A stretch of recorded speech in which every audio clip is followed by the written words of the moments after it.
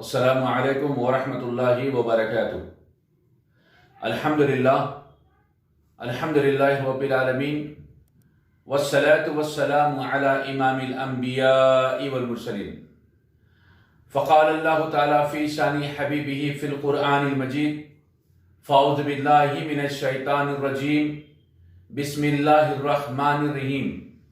इन्नल्लाह व मलाइकतहु युसल्लूना अलन नबी या अय्युहल्लज़ीना आमनू सल्लु अलैहि व सल्लिमू तस्लीमा।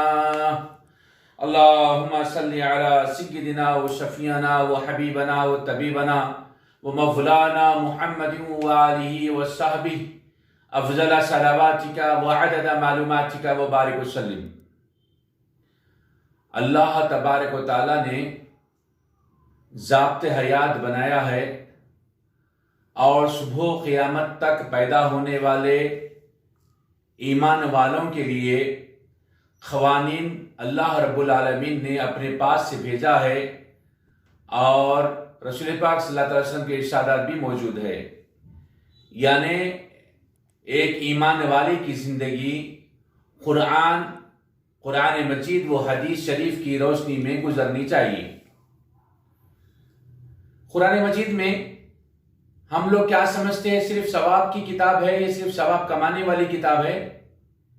नहीं, इसमें मुकम्मल ज़ाब्ते हयात है।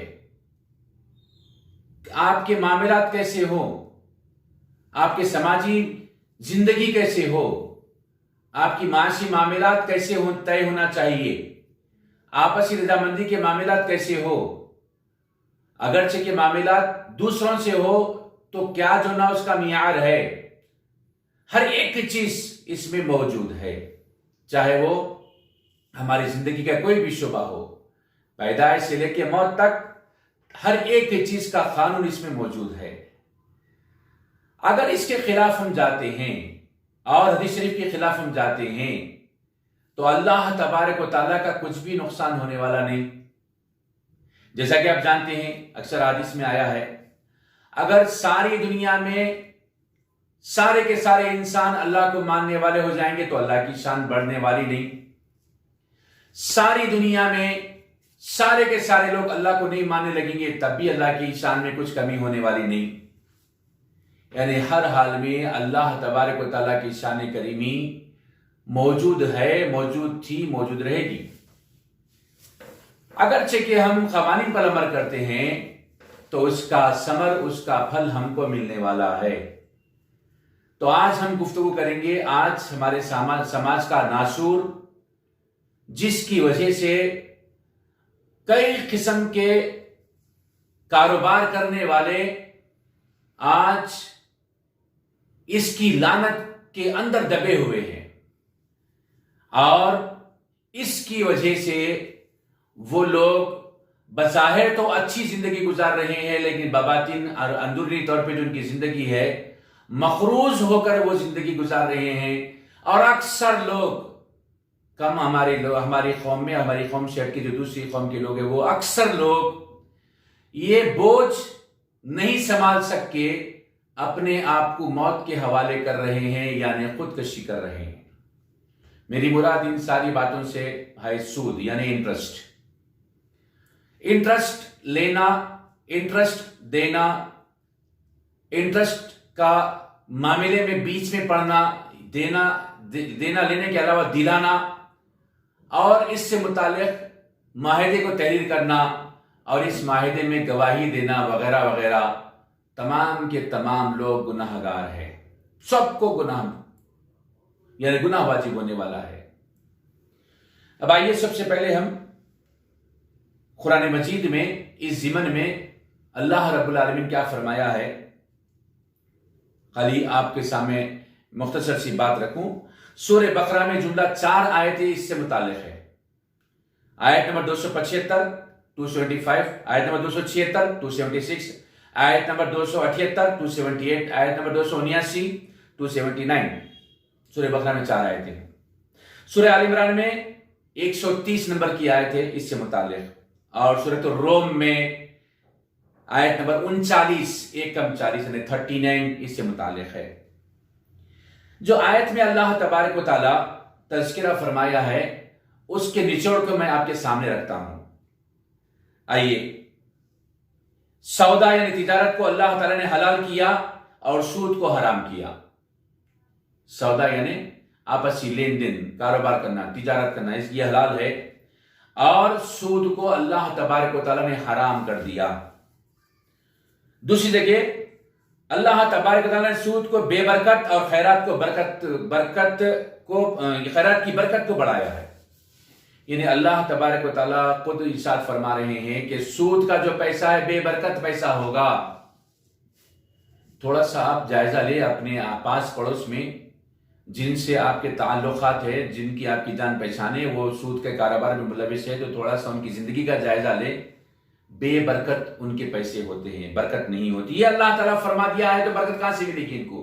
क्योंकि हराम का पैसा है, तो जाहिर सी बात है हराम के पैसे में बरकत का सवाल ही नहीं। और खैरात की बरकत यानी खैरात क्या करता है? बरकत को बढ़ाता है, यानी माल की में इजाफे का सबब बनता है। अल्लाह के राह में अगर हम किसी की मदद करते हैं तो वो हमारे माल में बढ़ोतरी का सबब बनता है। तीसरी जगह अल्लाह इरशाद फरमाता है, मोमिनो अल्लाह तबारक तआला से डरो और ईमान रखते हो। तो यहां पर ईमान की दुआ ही देखिए, अल्लाह तबारक तआला आपसे पूछ रहा है, हमसे पूछ रहा है, अगर ईमान रखते हो तो जितना सूद बाकी रह गया उसको छोड़ दो, सूद को छोड़ दो, अल्लाह तबारक तआला फरमा रहा है। और दुहाई किसकी है? ईमान की। अगर तुम ईमान रखते हो तो सूद को छोड़ दो। फिर उसके बाद और एक जगह फरमाता है, अगर ऐसा ना करोगे तो खबरदार हो जाओ कि तुम अल्लाह उसके रसूल से जंग करने के लिए तैयार होते हो। अल्लाह तबारक व तआला जिंदगी के कितने शोबे हैं, जिंदगी के कितने मामलात हैं, जिंदगी की कितनी चीजें हैं जो अल्लाह कुरान हदीस में अल्लाह तबारक व कुरान शरीफ में हदीस शरीफ में रसूल पाक ने बयान फरमाई है। लेकिन दो ही जगह पर अल्लाह तबारक व तआला ने जंग का मामला रखा है, जंग की बात को रखा है। यानी अल्लाह से जंग के लिए तैयार हो जाओ अगर तुम सूद खाते हो, अल्लाह के रसूल से जंग के लिए तैयार हो जाओ अगर तुम सूद खाते हो। ये एक मामला है। और एक मामला है, अगर तुम अल्लाह के दोस्तों को तकलीफ देते हो, उन्हें परेशान करते हो, तो फिर अल्लाह से जंग करने के लिए तैयार हो, हदीस शरीफ में आया है। तो बहरहाल सूद हर लिहाज से, हर नुक्ते नजर से हमारे नुकसान का बायस है, फायदे वाली चीज नहीं। इसके माना क्या है? लफ्ज़ी माना है ज्यादती। सूद के माना क्या है? ज्यादती, बढ़ोतरी, बुलंदी, इसके लफ्ज़ी माना है। और इस्तिलाही माना है हर वो खर्च जो नफा खींचे वो सूद है। यानी आप अमाउंट फिक्स कर दिए, भाई मैं आपको 1 लाख रुपए दे रहा हूं, महीना 5,000 मुझे चाहिए, ये सूद है। यानी मुनाफा खींच ले, वो 1 लाख से कमाया मिसाल के तौर पे 6,000 रुपए, तब भी आपको 5,000 रुपए देना है। अगर वो 1 लाख से 50,000 कमाया तब भी आपको 5,000 रुपए देना है। हर हाल में 5,000 रुपए फिक्स हो गए, ये जो ना हराम है, सूद है ये। आइए चंद अहादीस आपकी खिदमत में अर्ज करने से पहले मैं आपको प्रैक्टिकली इक्वेशन के टाइप में आपको समझाने की मैं कोशिश करूंगा कि सूद में नुकसान है, तिजारत में फायदा है। अब आइए समझते इस मसले को। अब आजकल का जो कारोबार चल रहा है, सूदी कारोबार, उस कारोबार में क्या होता है भाई, 4% आपको चार्ज करेंगे। लोग को नहीं मालूम 4% कितना होता है, और लोग ये समझते हैं कि 4% ही है, जबकि हमारे कानून में, जबकि हमारे अपने मामलात जो कारोबारी मामलात होते हैं वो सालाना होते हैं, और ये 4% माहाना सूद ये लोग चार्ज करते हैं। और गरीब लोगों को, जाहिल लोगों को, नहीं जानने वालों को मालूम ही नहीं कि सालाना 48% वो लोग सूद दे रहे हैं। आइए, एक अगरचे के जो ना कारोबारी सूद का कारोबार करने वाला है, उन्हें कैसा पनपता है मैं आपको प्रैक्टिकली समझाता हूं। मैं मिसाल के तौर पे मान लीजिएगा उसके पास 1 लाख रुपए से उसने कारोबार शुरू किया, सूद का कारोबार, रहन का कारोबार, सोना रख के वो पैसे देने का कारोबार शुरू किया। 1 लाख रुपए में वो तकरीबन 2 लाख का सोना रहन रखता है। 2 लाख मालियत का सोना 1 लाख रुपए में रहन रखता है। वो अगर बहुत पैसा निकाल दे तो 1.5 लाख का सोना 1 लाख में रखता है। तो 1 लाख रुपए वो जो थे, उसने क्या किया, जो गिराक आया 2.5 तोले सोना लेकर आया, यानी 1 लाख की होती है उसके 5 तोले सोना लेकर आया, जिसकी 2 लाख लागत होती है। उसने 1 लाख दिया और 5 तोले सोना ले लिया। अब पैसे जीरो हो गए उसके पास। ये 5 लाख रुपए 5 तोले सोना, यानी उसके पास जो 1 लाख थे उसने अपने गिराक को दे दिया, उसके पास सोना मौजूद है। अब रहा क्या, इसके पास जीरो अमाउंट है। तो ये क्या करता है, ये जिसको 1 लाख रुपए दिया उससे 1 महीने के 4,000 रुपए इंटरेस्ट के कलेक्ट करता है, हासिल करता है। 4,000 रुपीज 4%। तो सालाना कितने हो गए, 48,000 चार्ज करता है। 48,000 वो खर्च जो लिया है उससे चार्ज करता है। मैं मोटा मोटा हिसाब नोट करते हुए आपको मैं बताता हूं। इसका अमाउंट कितना होगा इंटरेस्ट का, 48,000 रुपीज, यानी 1 लाख के ऊपर उन्हें 1 साल में 48,000 रुपीज कमा लिया। अब उसके बाद ये जो सोना 5 तोले है, वो 5 तोले सोना में रख के नहीं बैठता। वो 5 तोले सोना बैंक के पास जाता है, बैंक में मॉर्गेज कराता है और वहां से 1.5 लाख रुपए 1,60,000 रुपए उठाता है। और बैंक को उसने इंटरेस्ट कितना देना है, 16% देना है। तो 1 लाख की बात करेंगे तो उन्हें 1 लाख के 16,000 रुपए उसने इंटरेस्ट दिया। तो यहीं पर उसको 32,000 का फायदा हो गया। यानी इसके पास से सोना लिया जिसको 1 लाख दिया, और वो 1 लाख रुपए का हासिल करता सोना जो 2 लाख मालियत का है, बैंक में 1,60,000 में 1.5 लाख में रहन रखवाया, और वहां से 1 साल बाद 1 लाख के उसको देना कितना है, सिर्फ 16,000 देना है, 16% देना है। और इसके पास से चार्ज कितना किया, 1.25% मंथली होता है, और 2.75% एक्स्ट्रा 4% मंथली इसको चार्ज करता है। देखिए और कीजिएगा, इधर से भी उसका फायदा, उधर से भी उसका फायदा। उसका सरमाया 1 लाख था, खत्म नहीं हुआ। अब अभी के अभी आज ही गया और रहन रखा दिया तो 1.5 लाख उसका सरमाया हो गया, और 1 लाख रुपए इसके यहां पर आने वाले हैं, ये भी इसके आने वाले हैं। अब उसके बाद फिर 1.5 लाख रुपए का सोना, मान लीजिएगा 10 तोले सोना उन्हें रहन रखता है और 1.5 लाख रुपए मुख्तलिफ लोगों को देता है। फिर उसके बाद क्या करता है, वो 10 तोले सोने से फिर उन्हें उठाता है 3 लाख रुपए, मिसाल के तौर पर। ऐसे ही वो कारोबार को एक्यूमुलेट करता है, और इनसे जो पैसे कमाता है वो पैसों का 1/3 हिस्सा वो सूद की शक्ल में बैंक को देता है, और 2/3 उसका मुनाफा होता है। और वो पनपने पे पनपता है और पनपते जाता है। आपको मालूम, ऐसा कारोबार करने वाले बहुत दौलत जमा करते हैं, और एक वक्त ऐसा आता है कि खाली लेफ्ट साइड दर्द होगा, करा तो 5 लाख रुपए भर जाते, उसको मालूम ही नहीं पड़ता उसको कहां चले गए 5 लाख रुपए। दिल का दौरा पड़ गया, 5 लाख चले गए। दिमाग की रख फट गई, 20 लाख रुपए चले गए। कहीं कुछ होगा, ऐसा हो गया। या फिर उनके घर में इसराफ होता है, या तो आग में पैसे डाल देते हैं, समझ जाइए मैं इशारा जो बोल रहा हूं, मैं आग में पैसे डाल देते हैं, या शादी ब्याह के मौके पर बेजा खर्च करके, बेजा रसूमत में मुलविस होकर सारे का सारा पैसा लुटा देते हैं।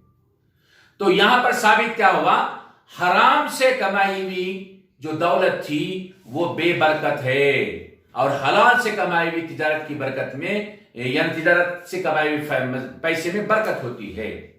यह एक एस्पेक्ट हुआ। अब आइए बनिस्बत आप इसके देखते हैं, इन्हें जो मंजिल पर मंजिल चढ़ रहा है तो कैसा आगे बढ़ रहा है, इन्हें बहुत 2 4 के बाद 4 था 16, फिर उसके बाद 16 था 32, ऐसे वो बढ़ रहा है। और कारोबार करने वाला जो शख्स होता है उसका मुनाफा ऑन द होल, उसका मुनाफा होता है मिसाल के तौर पे मान लीजिएगा 5% 10% तक होता है। अब ये कारोबार करने वाला कैसे बढ़ रहा है, 2 4 6 8 10, उन्हें कैसे बढ़ा, 2 4 के बाद 16 के बाद 32 के बाद 64, उन्हें ऐसे बढ़ा। लेकिन ये जो 2 4 6 करके आगे बढ़ने वाला है, इसमें पायदारी रहती है। इसमें बरकत रहती है, इसमें अल्लाह का फजल शामिल होता है, जिसकी वजह से अल्लाह के फजल व करम से उसके पैसे में बरकत होती है। इसके पैसे घूमते नहीं है, इसके पैसे बेजा सर्फ नहीं होते हैं, इसके पैसे हराम में नहीं जाते हैं, और इसके पैसे खुद अल्लाह तबारक व तआला चूंकि ज़कात अदा करने वाला होता है, अल्लाह इसका महफिज होता है इसके पैसों का। ये एक एस्पेक्ट हुआ कारोबार वाले का। अब दूसरे एस्पेक्ट से मैं आपको बतलाता हूं। मिसाल के तौर पर समझ लीजिएगा कि एक शख्स है जिसके पास 1 लाख रुपए है, नहीं मान लीजिएगा 10 लाख रुपए है। अगर 10 लाख रुपए किसी कारोबार में वो देता है तो उसको बैठे जगह महीने को मिसाल के तौर पे मान लीजिए 25 से 50,000 रुपए आने वाले, 25, 30, 35, 40 जो भी है कारोबार की नीयत के हिसाब से आने वाले। मान लीजिए मिनिमम पे जाइए 25,000 रुपए उसको आने वाले हैं, तो हर महीना उसको 25,000 रुपए मिल जाएंगे। अगर 10,000 रुपए नहीं दिए, 10 लाख रुपए नहीं दिया, तो 10 लाख उसके सेफ जैसे कि वैसे, और हर महीना उसको 25 मिलते रहे। अब आइए इसकी मैं कैलकुलेशन करके आपको बतलाता हूं। अगरचे कि उन्हें सूद के कारोबार के लिए आगे बढ़ा तो उसकी माना इनकम 10 लाख के ऊपर कितनी हुई? 3 लाख हुई। 3 लाख हुई, क्योंकि हर महीना 25,000 के हिसाब से उसको 12 महीने के होते 3 लाख रुपए, 3 लाख रुपए वो कमा लिया। इसके बरखिलाफ अगर हलाल में हलाल काम उन्हें करता है तो इसमें बरकत नहीं है ना भाई। ये जो ना यहाँ के लोग समझते कि इसमें कम फायदा है, समझते ना, आइए मैं इसमें ज्यादा फायदा आपको साबित करके बतलाता हूं। आइए आप गौर कीजिएगा। मिसाल के तौर पे वो 10 लाख रुपए में उसने एक जमीन का टुकड़ा खरीदा या एक छोटा सा 50 गज का घर खरीदा। उसने वो 50 गज के घर की उसकी यहां पर महीने को 25,000 रुपए की आमदनी का जरिया था, और वहां पर 10 लाख रुपए का घर खरीदते बावजूद उसको महीने को 5,000 रुपए मुश्किल से किराया मिलता है। तो महीना 5,000 रुपए किराया मिला तो उसके सालाना इनकम 60,000 हुई, और यहां पर 3 लाख हुई थी। इसकी इनकम कितनी हुई? 3 लाख हुई 1 साल की, और इसकी इनकम कितनी हुई? 60,000 हुई। अब जो दुनियादार, जो दुनिया का चश्मा लगा के दुनिया को देखते हैं, उनको क्या समझ में आ रहा है? ये 3 लाख ज्यादा है और ये 60,000 कम है। तो फिर आइए इसको समझते हैं।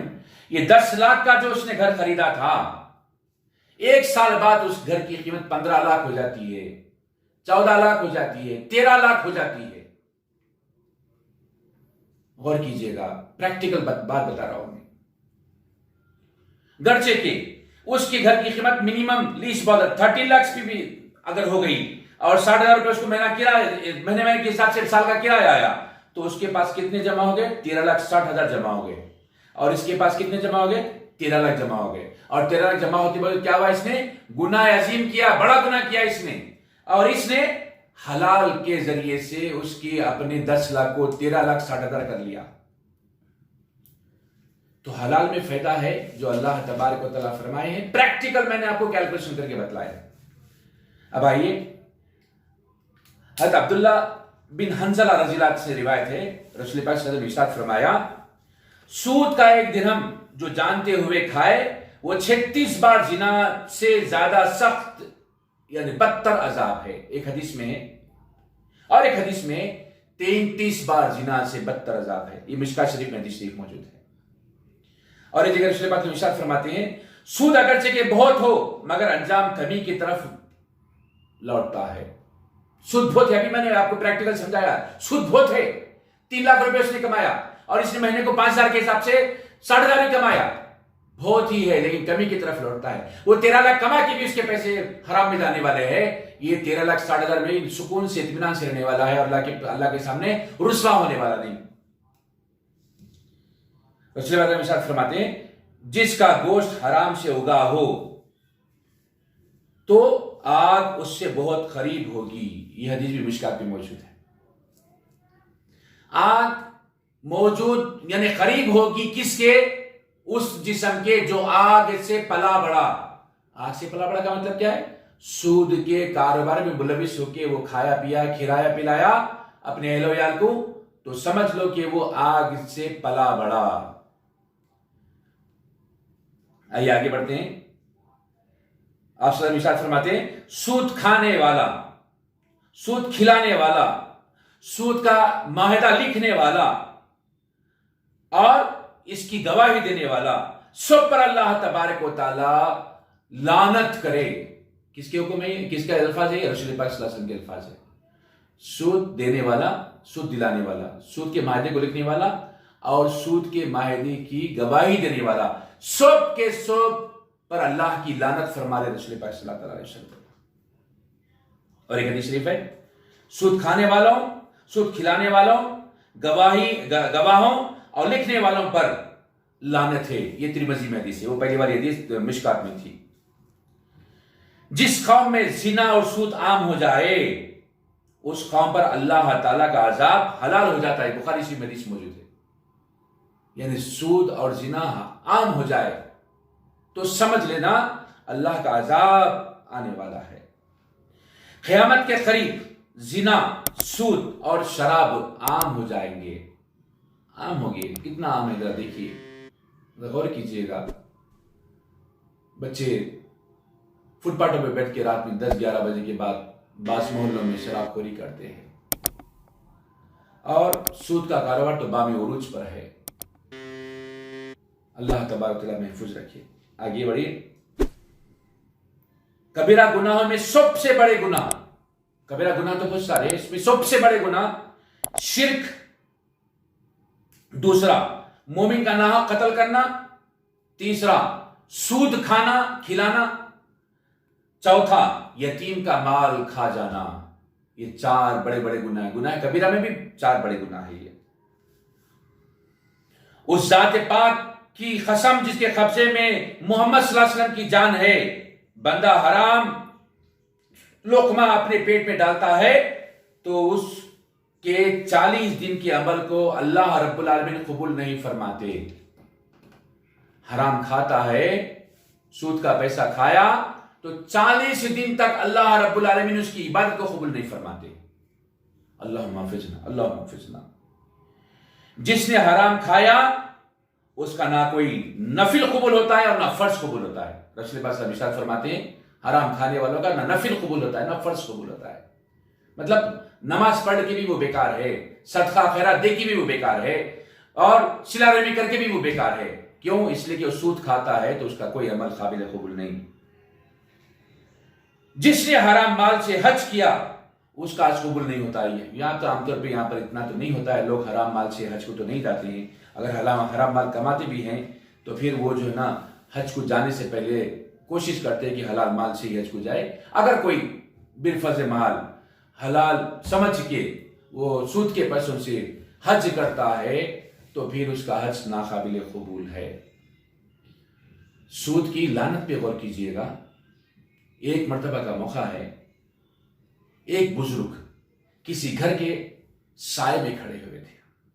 चिलचिलाती धूप थी, थोड़ा सा साया था, जो थक गए तो फिर थोड़ा सुस्ताने के लिए यानी गर्मी की हिद्दत को जो ना कुछ कम करने के लिए रुक गए, किसी घर के साए में रुक गए। तो एक आदमी दौड़ता हुआ आया और उन बुजुर्ग को कहा, हजरत जानती हो किसका घर है? बोले नहीं जानते बेवा, किसका है नहीं मालूम। बोले ये सूदखोर का घर है। तो आप जो बुजुर्ग खड़े हुए थे फौरी वहां से हट गए कि सूदखोर के घर के साए में भी खड़ना हमें गवारा नहीं। ये हमारे अकाबिरीन की तालीमात है। और आज हम सूदखोरों के आगे पीछे चलते हैं, फिरते हैं, उन्हें दावत दिए तो जाते हैं, उनकी हाँ में हाँ मिलाते हैं, उनकी बात को सच साबित करने की हम कोशिश करते हैं। खुदारा अल्लाह के वास्ते गुनाह करने वालों का साथ ना दो। अद्दल अला शर्रि का फाइलिही, गुनाहों में साथ देने वाला, बुराई का साथ देने वाला बुराई करने वाले जैसा है।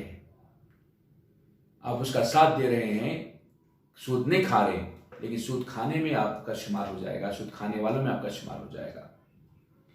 आखिरी में बात खत्म करने से पहले मैं वो वाकया अर्ज करना चाहता हूँ। रसूल पाक सल्लल्लाहु अलैहि वसल्लम जब मेराज शरीफ में तशरीफ ले गए तो मुख्तलिफ अज़ाबात आपको दीदार कराया, मुख्तलिफ अज़ाबात का मुशाहिदा करवाया गया था। तो आप क्या देखते हैं कि खून की नहर है, खून का तालाब है। वो तालाब के बीचों बीच एक आदमी खड़ा हुआ है और वो आदमी उस खून के तालाब से बाहर आना चाहता है,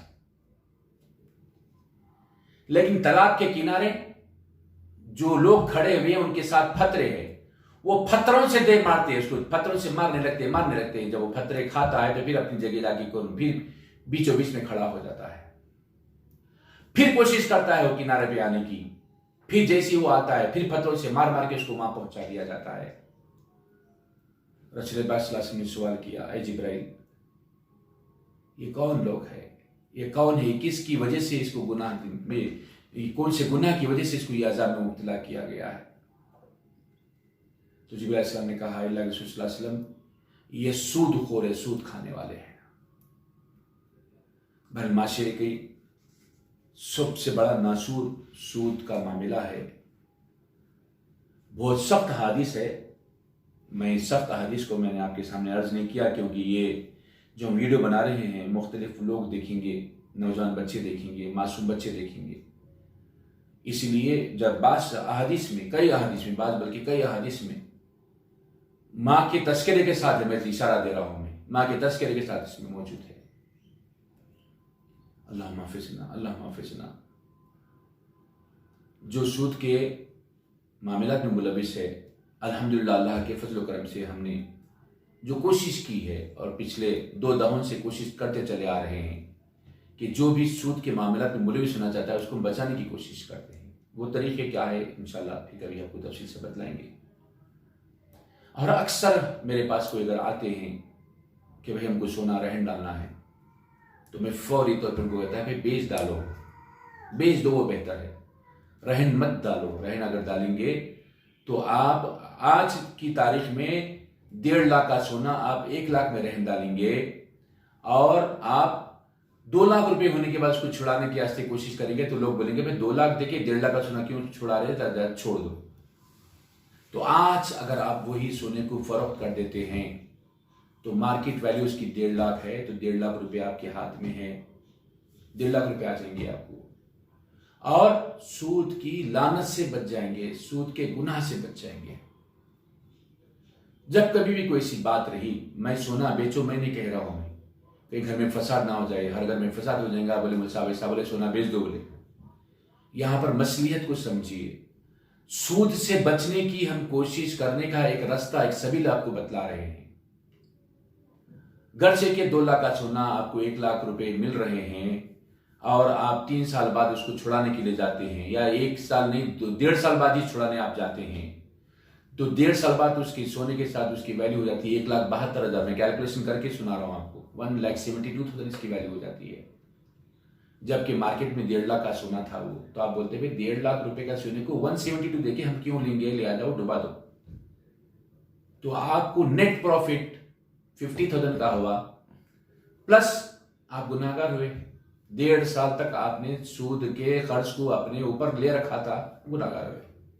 करना है कि आप सूद की लानत से बच जाएंगे, अगरचे क्या फरोख्त कर दिए तो, वरना आपको 1.5 साल बाद मिसाल के तौर पे आप सोना छुड़ा रहे हैं, या 2 साल बाद छुड़ा रहे हैं, 2 साल बाद छुड़ा रहे हैं तो 1,96,000 आपको देने पड़ेंगे। 1.5 साल बाद छुड़ा रहे तो 1,72,000 आपको देना पड़ेगा, और 1 साल बाद आप छुड़ा रहे तो 1,48,000 रुपए को देना पड़ेगा। तो आप 1,48,000 के सोने के आप बोलेंगे भाई ये क्यों 1,48,000 देखिए, 1,50,000 का पुराना सोना लेना नया ले लेंगे, तो डूब जाएगी आपके।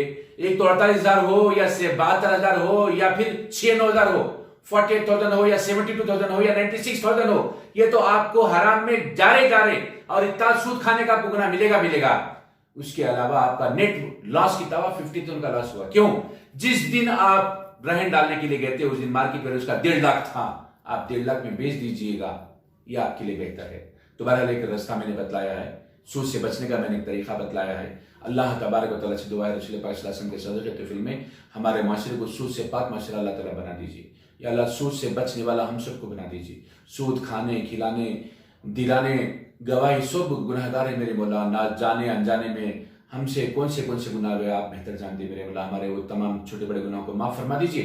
आइंदा गुनाहों से बचने की हम सबको अल्लाह तौफीक नसीब फरमाइए मेरे मौला। इस लानत को, इस सूद की लानत को हमारे माशरे से ख़त्म फरमा दीजिए। मुसलमानों के कौम मुसलमान से इसको बिल्कुलिया तौर पर ख़त्म फरमा दीजिए। रसूल पाक सल्लल्लाहु अलैहि वसल्लम के सदक़े तौफ़ील में जो हालात दुनिया के हैं मेरे मौला, माशी एतबार से माशी तंगी के हालात जो चल रहे हैं मेरे मौला, इस हालात को फौरी बदल दीजिए। इस हालात को रसूल पाक सल्लल्लाहु अलैहि वसल्लम के सदक़े में माशी मुस्तहकम के साथ बदल दीजिए मेरे मौला। रसूल पाक सल्लल्लाहु अलैहि वसल्लम के सदक़े में जो लोग बेरोज़गार हो गए हैं, जो लोग परेशान हाल है, जो बीमार है मेरे मौला, उनकी परेशानियों को दूर फरमा दीजिए, उनके रोज़गार को मुहैया फरमा दीजिए मेरे मौला। जो परेशानी, उनकी परेशानी को दूर फरमा दीजिए मेरे मौला। तमाम आलम इससे तमाम आलम के लोग, तमाम आलम के इंसान इसमें मुलविस हो गए मेरे मौला। इसको, इससे बचने की हम सबको अल्लाह तौफीक नसीब फरमाइए और इस मोहलिक मर्ज से हम सबको जल्द से जल्द निजात अता फरमाइए।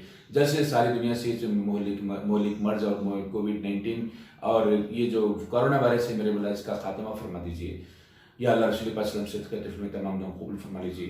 अल्लाहुम्मा सल्लि अला सय्यिदिना मौलाना मुहम्मदिन व अला वसहबिहि अफज़ल सलावातिका व सलाम बिरहमतिका या अरहमर राहिमीन वल्हम्दुलिल्लाहि ला इलाहा इल्लल्लाह।